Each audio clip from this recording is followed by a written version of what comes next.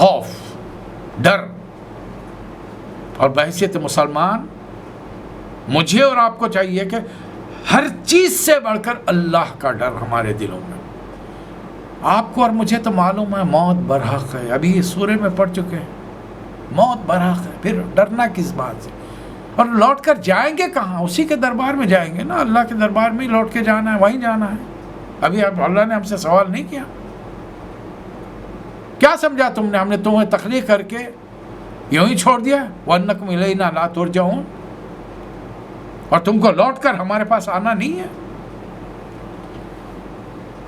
قریش مکہ نے ایک دستاویز لکھی، ایک ایگریمنٹ کیا، اور پورے سرداروں نے دستخط کیا اور اسے کعبۃ اللہ کی دیوار سے لگا دیا کہ آج سے قبیلہ بنو ہاشم جو نبی کریم صلی اللہ علیہ وسلم کا ہے اور قبیلہ بنو مطلب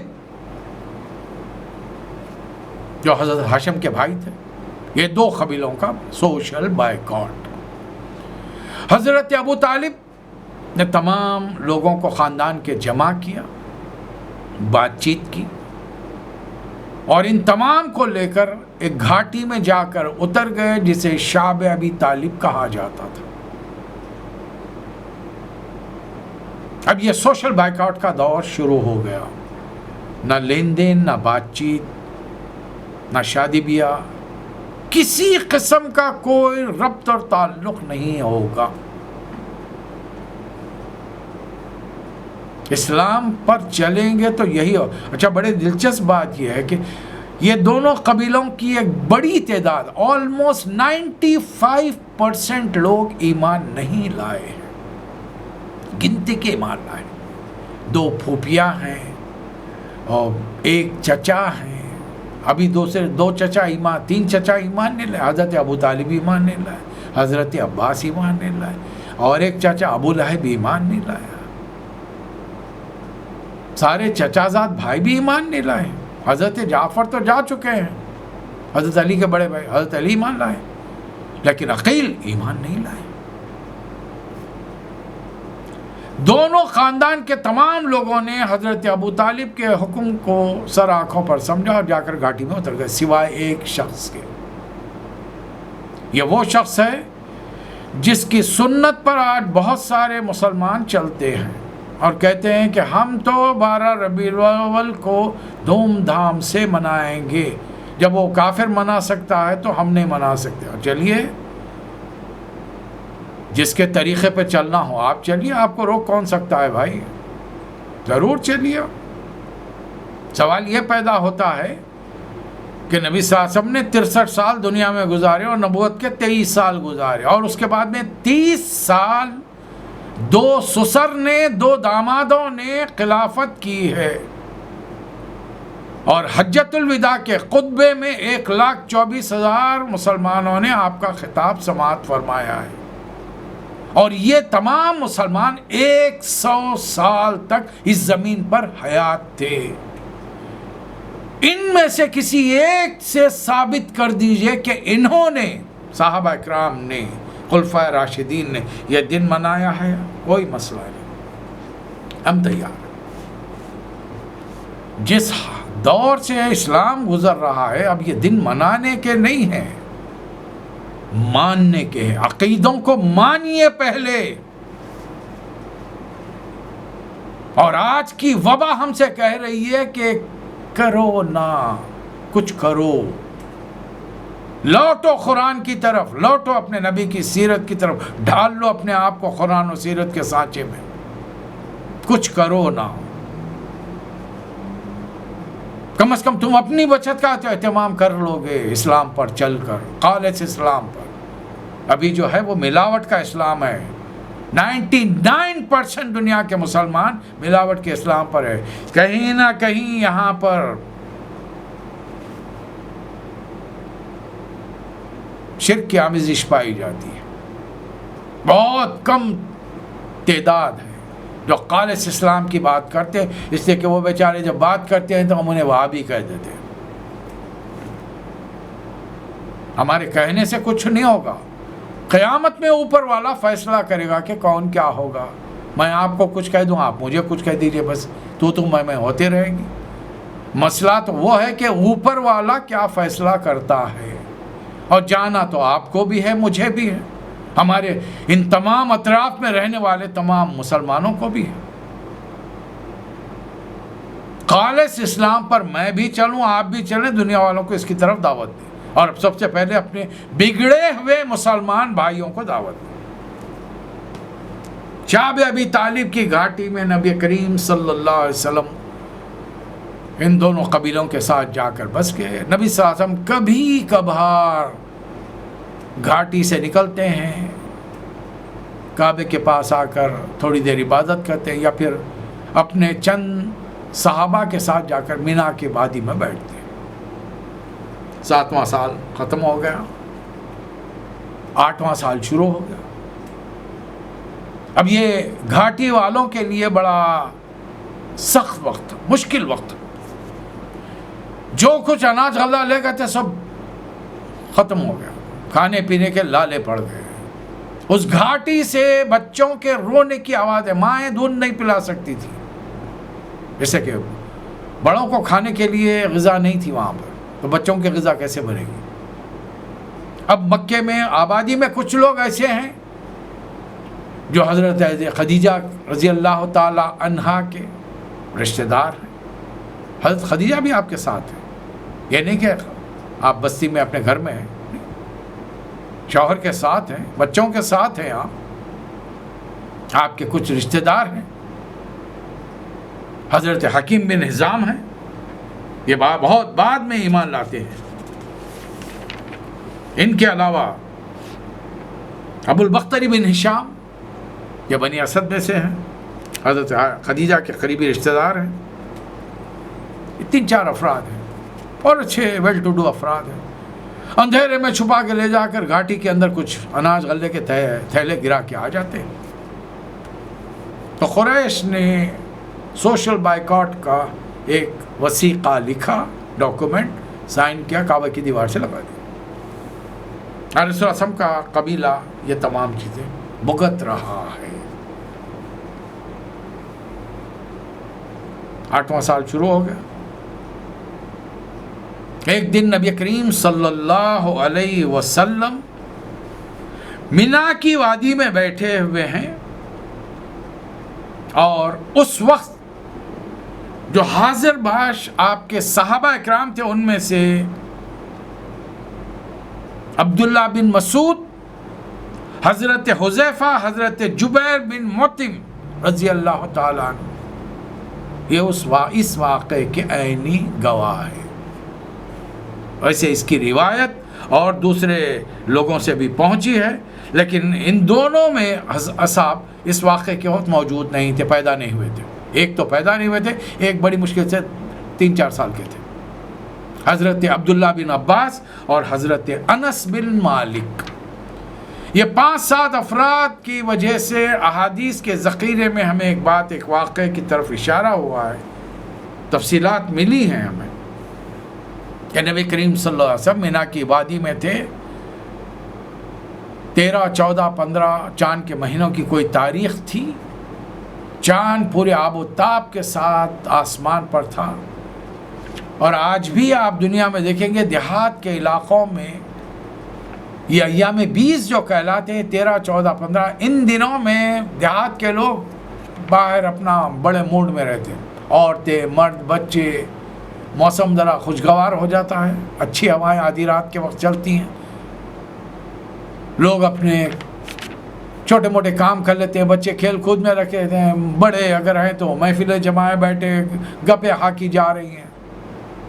مینا کے میدان میں تقریباً 250-300 افراد موجود ہیں مشرکین مکہ. نبی صلی اللہ علیہ وسلم ایک کونے میں 3-4 صحابہ اکرام کے ساتھ بیٹھے ہیں. اچانک حضور اکرم صلی اللہ علیہ وسلم کھڑے رہے اور بآواز بلند فرمایا، اپنے ہاتھ سے اشارہ کیا آسمان کی طرف، لوگو دیکھو، گواہ رہو.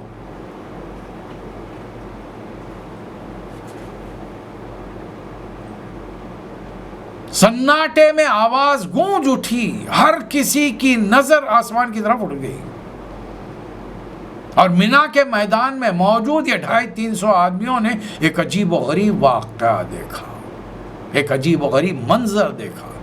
چاند پھٹ گیا، 2 ٹکڑے ہو گئے، اور دونوں ٹکڑے پوری طاقت اور قوت کے ساتھ تیزی سے دور ہو گئے، اتنی دور کہ دونوں پہاڑوں کے پیچھے چھپ گئے۔ مینا ایک وادی ہے، بڑا سا میدان ہے، اطراف میں پہاڑیاں ہیں، 2 ٹکڑے دور ہو گئے۔ ابھی لوگ پھٹی پھٹی آنکھوں سے یہ منظر دیکھ رہے ہیں کہ اچانک پوری قوت سے وہ دونوں ٹکڑے آ کر آپس میں مل گئے۔ میدان میں جتنے لوگ موجود تھے انہوں نے کہا کہ محمد صلی اللہ علیہ وسلم نے ہماری آنکھوں پر جادو کر دیا، ہم تحقیق کریں گے، لوگوں سے معلوم کریں گے۔ اللہ تعالیٰ نے اس واقعے سے متعلق قرآن مجید میں ایک سورہ نازل فرما دیا، سورۃ القمر۔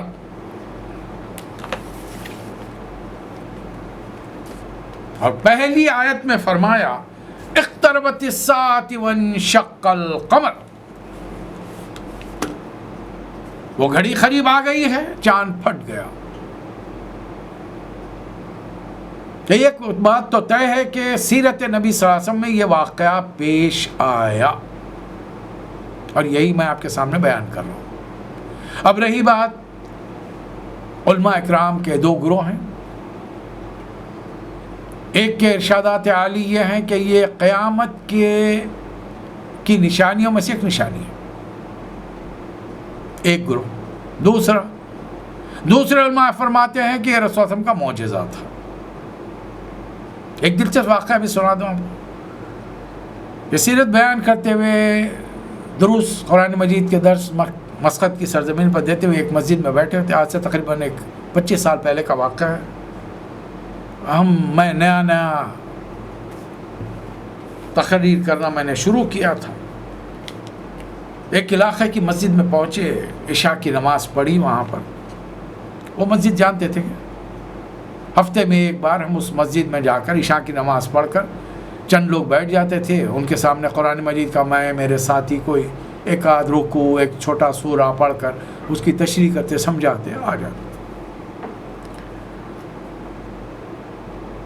اس دن جب ہم پہنچے تو میرے درس کے دوران، درس میں دے رہا تھا اتفاق سے، درس کے دوران میں میرے بازو بیٹھے ہوئے میرے ساتھی نے، سینئر ساتھی نے مجھ سے کہا کہ جماعت آئیے۔ اس زمانے میں ہم چونکہ ابھی بالکل نئے بلبل تھے تو ہمیں معلومات اتنی زیادہ نہیں تھی۔ مجھے بڑا تعجب ہوتا تھا، یہ میرے ساتھیوں کو یہ لوگ آتے ہیں مسجد میں، تو کوئی بھی نماز کے لیے کبھی بھی آ سکتا ہے، اور یہ عربوں میں بڑی خاص بات یہ ہے کہ ایک جماعت ہو جائے، 4-5 آدمی بعد میں جمع ہوں، دوسری کر لیتے، تیسری کر لیتے ہیں۔ ہمارے ہاں تو ایک ہنگامہ ہو جائے گا انڈیا، پاکستان، بنگلہ دیش کے اندر۔ نہیں، میں تو اس مسجد میں دوسری جماعت تو نہیں ہونے دوں گا، اور یہ وہ لوگ کہیں گے جن کا پیٹ اگر چیرا جائے نا تو الف نہیں نکلے گا، لیکن اپنی جگہ پر علماء بنے ہوئے رہیں گے۔ دوسری جماعت نہیں ہونا ہمارے محلے میں، ہماری مسجد میں، ارے اللہ کی مسجد ہے یار، تمہاری نہیں ہے۔ بلکہ ایک واقعے میں میں نے 30 آدمیوں کا بس میں سے اترتے ہوئے دیکھا، ہم نماز پڑھ کے عصر کی نماز نہیں کر رہے۔ اب ایک صاحب اڑ گئے وہاں پر، نہیں میں تو نہیں پڑھنے دوں گا، 30 آدمی اکیلے نماز پڑھو، مل کے تو نہیں پڑھنا پڑے، ہر کوئی علم۔ اب مجھے اندازہ نہیں تھا یہ کیا ہے، ان کو کیسے، میرے کو بڑا تعجب ہوتا ہے، یہ لوگ پہچانتے کیسے ہیں آخر کی کوئی کچھ حیت کچھ اور ہے، کچھ لباس الگ ہوتا ہے۔ تو وہیں سامنے نظر ڈالتا، بھائی میں درس دے رہا ہوں، تقریر کر رہا ہوں، تو لوگوں کو دیکھتا ہوں کس حال میں، کس رنگ میں ہے، تو مجھے ایسی کوئی تبدیلی نظر نہیں آتی ان کو۔ بہرحال وہ 5-7 آدمی آئے، آ کر بیٹھ گئے، میرا درس ختم ہو گیا، دعا کے بعد میں نے یہ مناسب سمجھا کہ کچھ لوگوں نے ہماری بات کو بھی سنا ہے، تو بہتر یہ ہے کہ میں انہیں بھی کچھ موقع دوں۔ بھائی میں نے کہا کہ آپ کے پاس جو بھی ذمہ دار ہیں آج دعا کر لیں، آپ دعا کر لیں۔ اب وہ جو ٹیم آئی تھی اس میں سے ان صاحب نے یہ دعا سے پہلے چند کلمات کہنے وہ ضروری سمجھے، تقریر تو چھٹتے ہی ان کی تقریر حمد و ثنا کے بعد یہ ہوئی کہ حضور اکرم صلی اللہ علیہ وسلم کی انگشت مبارک میں ایٹم بم تھا، آپ نے چاند کی طرف اشارہ کیا، اس کے 2 ٹکڑے کر دیے۔ میں ہکا بکا بیٹھا ہوا ہوں، یا اللہ، رسول اللہ صلی اللہ علیہ وسلم کے پاس ایٹم بم تھا۔ دیکھیے میں تو نبی کی محبت میں آپ جو بھی کہے ماننے تیار ہوں۔ ہمارے زمانے کا تو واقعہ ہی نہیں ہے نا، 1400 سال بعد کے، اگر پرانا واقعہ ہے ہوا ہوگا، واٹ از دا پرابلم؟ ماننے میں ہم کو پرابلم کیا ہے، تکلیف کیا ہے؟ لیکن مجھے تکلیف اس بات کی ہے، ایک غیر مسلم اگر مجھ سے پوچھ لے اگر تمہارے نبی کی انگلی میں ایٹم بم تھا تو جنگ بدر میں لڑنے کیوں گئے بھائی؟ مدینے کے کونے پہ کھڑے رہتے، سامنے 1000 کی فوج تھی، انگلی بتا دیتے، ختم ہو جاتی فوج۔ جنگ احد میں 3000 سے لڑنے کے لیے گئے، جنگ خندق کے اندر 10,000 کی فوج نے آ کر مدینے کو گھیر لیا، 1 مہینے تک گھیر لیا کہ کھانے پینے کے لالے پڑ گئے تھے۔ کیا جواب ہے میرے پاس؟ I have no answer۔ اور میں یہ اس قسم کے مبالغہ آمیز گفتگو کر کے میں نبی کے میں مقام کو بڑھانے کی میں کوشش کر رہا ہوں، رسول کا مقام امتی بڑھائیں گے ہم؟ ارے ان پر صحیح ڈھنگ سے ایمان لائے تو ہماری نجات کے لیے کافی ہے، صرف ماننا کافی نہیں ہے، پہلے ماننے سے پہلے ان کو جاننا پڑے گا، اور جاننے کے لیے میں نے سیرت بنائی ہے۔ تو دوسرے گروہ کا خیال یہ ہے کہ ایک معجزہ ہے۔ چلیے دیکھیے، آپ جس کو مانتے ہیں چلیے آپ کنٹینیو کیجیے، کنٹینیو۔ آپ معجزہ مانتے ہیں، اہلاً و سہلاً۔ آپ معجزہ نہیں مانتے، قیامت کی نشانی مانتے ہیں، اہلاً و سہلاً۔ یہ عقائد میں ہمارے نہیں ہے۔ ایک واقعہ تھا جس کا قرآن مجید میں ذکر ہے، اقتربت الساعة وانشق القمر، قیامت کی گھڑی قریب آ گئی، چاند 2 ٹکڑے ہو گیا۔ وَإِن يَرَوْا آیَةً يُعْرِضُوا وَيَقُولُوا سِحْرٌ مُسْتَمِرٌ، یہ کئی بڑی سے بڑی نشانی بھی دیکھ لیں، یہ منہ موڑیں گے اور اس کو نہیں مانیں گے۔ بعد میں چند دنوں کے بعد میں کچھ قافلے آئے، عموماً صحراؤں میں، ڈیزرٹ میں، عربوں کی سرزمین پہ قافلے راتوں کو سفر کرتے ہیں۔ لوگ تو سو جاتے ہیں اپنے گھوڑوں پر، اونٹوں پر، عہدوں کے اندر، لیکن جانور ایک راستہ، ایک سامنے جو راستہ بتانے والا ہوتا ہے وہ گاتا بھی چلتا، خود ہی خام بھی ہوتا ہے، اور وہ ایک اونٹ کو لے کر چلتا ہے، سارے اس کے پیچھے چلتے ہیں، اور کچھ لوگ بعد خود جاگتے بھی رہتے ہیں۔ جب ان آنے والے قافلوں سے پوچھا گیا تو بتایا گیا کہ ہاں بھائی ہم نے بھی رات میں یہ واقعہ دیکھا ہے۔ اب اگر یہ جادو ہوتا تو صرف اس علاقے کے علاوہ دوسرے لوگ، دوسرے علاقے والے نہیں دیکھ سکتے۔ البتہ صحابہ اکرام جب تبلیغ کے ضمن میں ہندوستان کی سرزمین میں پہنچے، اور یہ زیادہ تر عربوں کی تجارت ہوتی تھی ملابار کے ساحلوں سے، وہاں گئے، لوگوں میں اسلام کی تبلیغ کی، بات چیت ہوئی، سمجھایا، قرآن سنایا، عربی سیکھی، سکھائی۔ وہاں کے اس وقت کے بادشاہ تک یہ جب قبر پہنچی تو پتہ چلا کہ وہ بادشاہ نے بھی یہ منظر اپنے اس میں کھڑے رہ کر دیکھا، اپنے محل میں کھڑے رہ کر دیکھا ہے۔ ہندوستان کی تاریخ میں یہ بات ملتی ہے۔ چلیے آگے بڑھیے۔ ان لوگوں کے، مکہ والوں کے سامنے پچھلی قوموں کے حالات آ چکے ہیں، پھر بھی یہ سرکشی سے باز نہیں آنے والے۔ یہ قرآن کیا ہے؟ حکمت البالغہ، ایسی حکمت جو نصیحت کے مقصد کو بدرجہ اتم پورا کرے، مگر تنبیہات ان پر کاری نہیں ہوتی۔ اس قوم کے لوگوں نے کذبت قبلہم قوم نوح، انہی جیسے لوگوں نے ہزاروں سال پہلے ہمارے بندے نوح علیہ السلام کو جھٹلایا۔ فکذبوا عبدنا، ہمارے بندے کو جھٹلایا، اور کہنے لگے قالوا مجنون وازدجر، یہ تو باولا ہے، دیوانہ ہے، اور بہت جھڑکا گیا، ڈرا ہے۔ جیسے کہ نبی کوئی سردار نہیں ہوتے کسی قبیلے کے کہ ان کا پشت پناہی ہے، قبیلے کے لوگ بھی بیزار ہو جاتے ہیں، جیسے کہ وہ بھی ان کے عقیدوں پر جب ضرب پڑتی ہے وہ بھی مخالفت کرنے کا۔ ہمارے نبی کے ساتھ تو یہ معاملہ۔ اب ان پیغمبروں کے واقعے سے اللہ تعالیٰ 2 مطلب لے رہا ہے۔ اللہ تعالیٰ کے بے شمار مطلب ہے جو انسانی ہماری سمجھ ہے، علماء اکرام نے جو تفاسیر میں لکھا ہے، 2-3 باتیں سمجھ میں آتی ہیں۔ رسول اللہ علیہ وسلم کو تسلی دی جا رہی ہے کہ آپ کوئی پہلی مرتبہ مجنون نہیں کہا گیا، نوح علیہ السلام کے زمانے سے سلسلہ چل رہا ہے۔ اور مکے والوں دیکھ لو، ہمارے نبی کو جھٹلانے کا انجام کیا ہوا؟ نوح علیہ السلام کی پوری قوم کو ہم نے غرق کر دیا، ان کی نظروں کے سامنے بیوی بیٹا ڈوب کے مر گئے، ان کے اجنبی پرائے بستی والے تھے، لیکن ایمان لائے، ہم نے کشتی میں بچا لیا۔ ایمان والوں کو ہم بچا لیتے ہیں اور اپنے منکرین کا ہم خلا خما کر دیتے ہیں۔ نوح علیہ السلام نے دعا کی، فدعا ربہ انی مغلوب فانتصر، اے اللہ مدد کر، اور اللہ کی مدد آ گئی۔ وحملنا علی ذات الالواح ودسر، میخوں والی اور کیلوں والی ایک تختوں کی، لکڑی کے تختوں کی ایک کشتی میں ہم نے ان کو اور ان کے ایمان لانے والوں کو بچا لیا اور بقایا پوری قوم کو غرق کر دیا۔ پھر اللہ ہم سے سوال کرتا، فَكَيْفَ كَانَ عَذَابِي وَنُذُرِ، کیسا تھا میرا عذاب اور کیسی تھی میری وارننگ، میری تنبیہ، میرا ڈراوا، میرا ڈر، میری دھمکی پریکٹیکل آ گئی۔ اب زبان سے نہیں تھی دھمکی، طوفان آ گیا۔ ایک قوم کے ساتھ ہم نے یہ معاملہ کیا، اب تمہیں سدھرنے کا موقع دینے کے لیے اب معجزہ نہیں بلکہ ہم نے کیا اتارا، وَلَقَدْ يَسَّرْنَا الْقُرْآنَ لِلذِّكْرِ فَهَلْ مِن مُدَّكِرٍ، ہم نے تو اس قرآن کو آسان کیا ہے کوئی پلٹنے والا، ہے کوئی اس کی طرف رجوع کرنے والا؟ بتائیے۔ اللہ فرما رہا ہے یہ قرآن آسان ہے، اور یاد ہوگا آپ کو، آپ نے، میں نے، آپ کے ابا نے بچپن میں، آج کے زمانے میں وہ چیز نظر نہیں آ رہی، ایک چھوٹا سا بکلیٹ ملتا تھا قرآن کی، اس کے اندر الف بے تے، گردان وغیرہ بہت ساری چیزیں ہوتی تھیں۔ کیا نام تھا اس کا؟ یسرنا القرآن، اس کا نام ہی تھا یسرنا القرآن۔ میری عمر کے لوگ یہ دیکھ چکے ہیں، پڑھ چکے ہیں۔ کسی کے گھر پہ آ کے مولوی صاحب پڑھا کے جاتے تھے، جن کے پیسے والے، اور جو غریب غربا تھے وہ مسجد کو بھیج دیتے تھے اپنے بچوں کو۔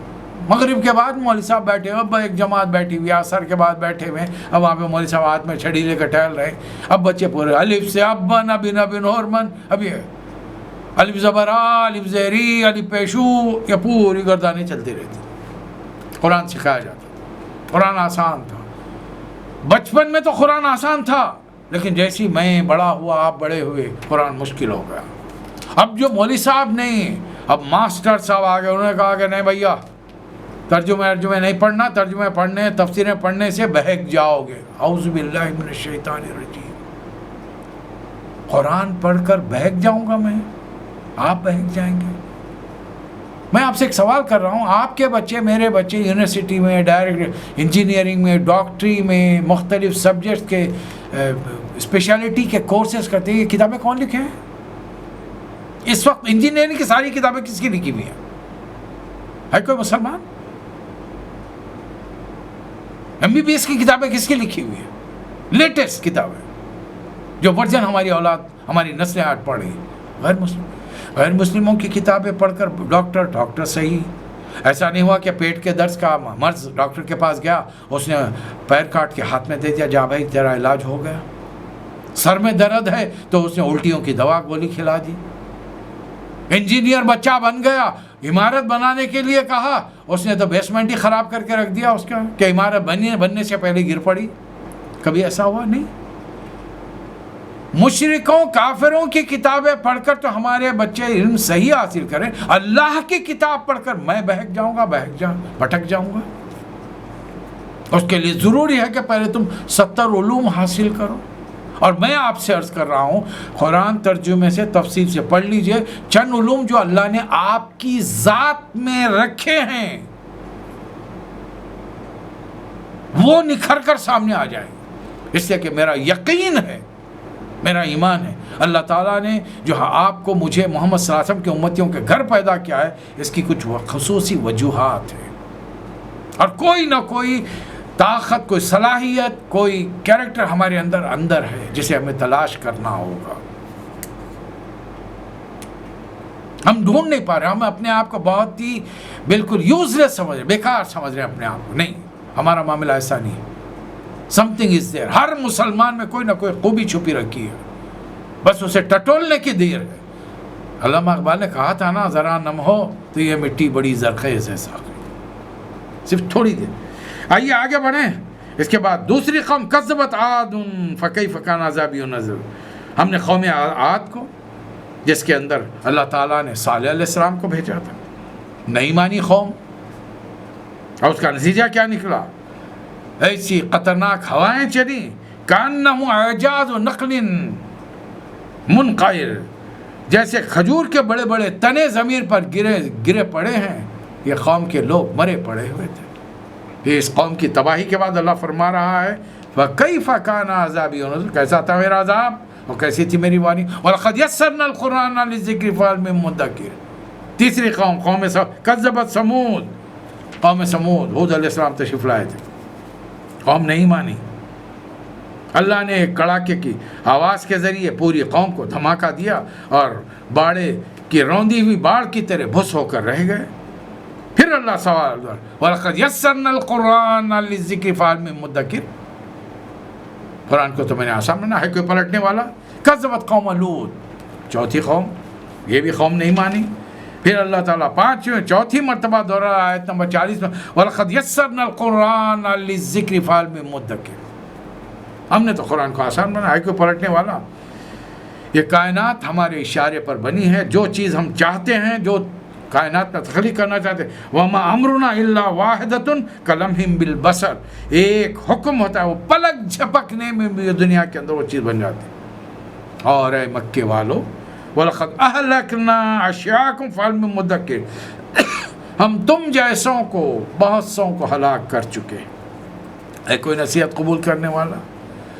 اور جو کچھ ان قوموں نے کیا تھا وہ تمام رجسٹروں میں دفتروں میں لکھا ہوا ہے، چھوٹی سے چھوٹی بڑی بات، وہ کل صغیر و کبیر مستطر، چھوٹی سے چھوٹی بڑی سے بڑی بات یہاں پر لکھی ہوئی ہے۔ ابھی بھی وقت ہے، سمجھ جاؤ گے، اللہ کی ناراضگی سے بچو گے تو تمہارا شمار متقیوں میں ہوگا۔ ان المتقین فی جنات و نہر، نافرمانی سے اللہ کی بچنے والے باغوں اور نہروں میں ہوں گے۔ فی مقعد صدق عند ملیک مقتدر، سچی عزت کی جگہ پر ہوں گے، بڑے ذی اقتدار بادشاہ کے قریب ہوں گے۔ مکہ مکرمہ میں ہم 8ویں سال میں داخل ہو چکے ہیں۔ اللہ تعالیٰ نے اس دور میں جو سورہ نازل فرمائے ان کا مطالعہ چل رہا ہے۔ 7ویں سال کے سورہ آپ کی خدمت میں پیش کیے گئے، 8ویں سال سورہ قمر اور ایک عظیم الشان واقعہ۔ اب اس کے بارے میں آپ کا جو بھی عقیدہ آپ نے جو پڑھا صحیح سمجھتے ہیں، آپ اس کو کنٹینیو کیجئے۔ میں نے دونوں رائے آپ کے سامنے رکھی ہیں، میں اپنی رائے آپ کو نہیں دوں گا، اس لیے کہ یہ کام علماء کا کام۔ میں ایک طالب علم کی حیثیت سے دونوں چیزیں پڑھی، دونوں آپ کے سامنے رکھے، البتہ غور و خوض کے لیے کچھ پوائنٹس آپ کو دیے ہیں، غور کیجئے۔ ایک غیر مسلم اگر کوئی سوال کر لے گا تو آپ کے پاس کوئی جواب ہونا چاہیے اس کا، میرے پاس کوئی جواب ہونا چاہیے۔ یہ ہیں کچھ گزارشات، اور یہ سیرت کا سلسلہ انشاءاللہ چلتا رہے گا۔ ہر ہفتے کے دن ایک پروگرام آپ کی خدمت میں پیش کیا جائے گا، جس میں سلسلہ وار قرآن مجید کے 114 سورے اور سیرت کے واقعات آپ کی خدمت میں رکھے جائیں گے۔ اللہ تعالیٰ مجھے اور آپ کو توفیق عطا فرمائے۔ اپنی دعاؤں میں سب کو یاد رکھیے، آج کل کثرت سے دعائیں کیجیے، عبادتیں کیجیے۔ تقدیریں بدلتی ہیں دعاؤں کے اثر سے۔ جس ماحول سے ہم گزر رہے ہیں اللہ تعالیٰ اس کو پورا بدل دے، اور ہر مسلمان کو اللہ اس وبا سے محفوظ رکھے، مبتلا ہونے سے محفوظ رکھے، اور اس کی موت کو اللہ مؤخر کر دے۔ یہ دعائیں کیجیے، اس لیے کہ دشمنان اسلام اس موقع کو بھی ہاتھ سے نہیں جانے دے رہے، وہ بھی اسلام کو اس میں بھی اس وبا میں بھی لپیٹ کر وہ مسلمانوں کو زج کرنے کے لیے اپنی سازشیں کر رہے ہیں۔ اللہ تعالی ہم سب کی حفاظت فرمائے۔ وآخر الدعوانا ان الحمد للہ رب العالمین۔